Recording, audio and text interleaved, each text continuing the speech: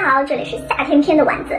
最近真的是超级热，有没有感觉一开空调就像是来到另一个世界，完全不想出门？但是如果你在空调房里待久了，也会有空调病。尤其是如果你从一个超级凉快的空间一下到超级热的空间里面，你的脸会受不了。今天呢，就来带你们看一下我是用什么东西来缓解这个问题。大家应该都知道，我是一个喷雾控，一年四季我都离不开喷雾。喷雾呢确实超级方便，一般我用的就是两个牌子，一个是这个薇诺娜的，然后还有是这个欧缇丽的。其实主要呢还是以补水为主。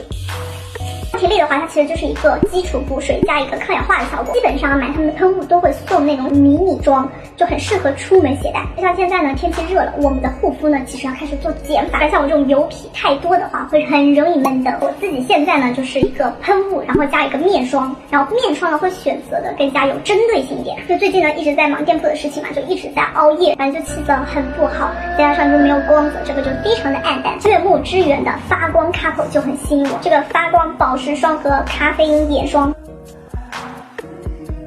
这两个里面呢，它是有咖啡因的成分。知道咖啡因除了消肿之外呢，它还有强效的亮肤作用。最近有这个黑眼圈的问题，真的是，所以呢我就入手了一套这个。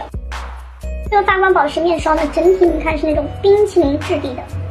这种天气是像我们这种油皮就很喜欢用这种质地的，就属于比较清爽，不会搓泥，而且里面是含有透明质酸加角鲨烷的成分，就是可以持续72小时的补水，长效保湿的一个支撑。然后里面呢是有99%的精纯烟酰胺加咖啡因，是可以改善我们脸部蜡黄暗沉的问题，就属于那种一抹脸上就会亮白的那种。然后呢，它也是可以消除我们脸上的浮肿，也会更让我们的肌肤得到一个滋养。像我们整个脸如果得到了充分的滋润的话，我们脸是会亮白的，因为它本身呢也是足够的清爽。我用下来呢是没有闷痘的。像干皮呢可以选择另外一个滋润版，这样呢会更有针对性一点。我涂面霜的话，其实会稍微加一点按摩，因为有的时候啊，就是你工作真的很累的时候，我们的脸是会浮肿的。像我就是按摩，会按摩加一些手法按摩，然后让它吸收。这样呢，就是一边啊，它可以这样消除我们的水肿，然后一边就会让这个面霜更好的吸收。之后呢，我会再涂上这个咖啡因的眼霜，因为它里面呢是含有那种焕亮因子和咖啡因的，就是可以也是去除我们眼部的水肿，